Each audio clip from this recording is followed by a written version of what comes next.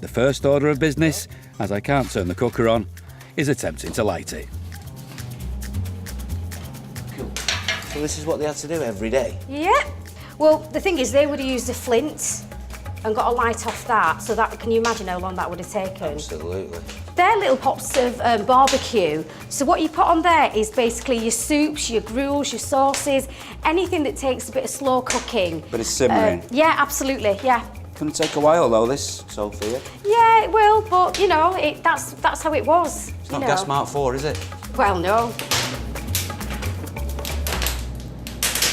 I'm thinking of doing the chicken curry first. Then I was thinking that syllabub looks like a bit of hard work. It's a bit of elbow grease. Yes. I was thinking of salmagundi, and I get stuck into the chocolate tart, which then has to go cold without a fridge.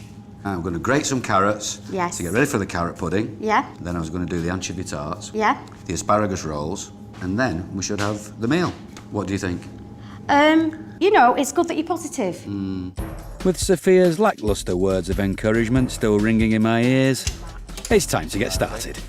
Let's go. I'm going to cut it into 8 servings. I'm probably going to use the carcass as well. And then we're going to boil it in a quart of water for 5 minutes. And then we move on with the spices, with the cream, and everything else that comes with it. I'm actually looking forward to this one. Should be good. The timings of these recipes are not the only thing that's tricky.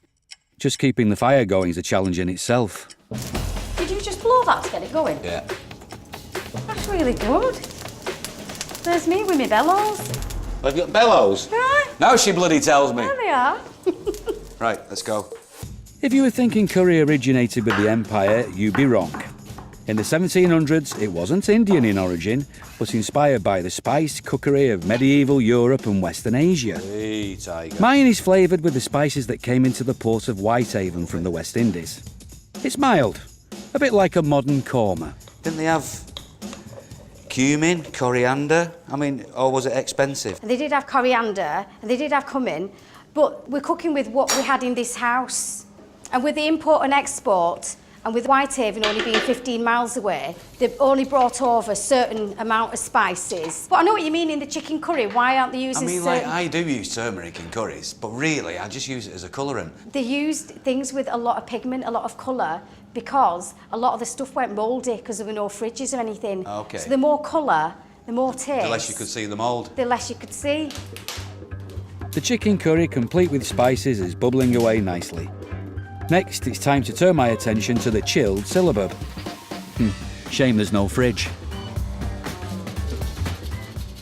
So I believe this is a whisk. Yes, it is. Birchwood whisk. Jeez Louise, this is going to be a while.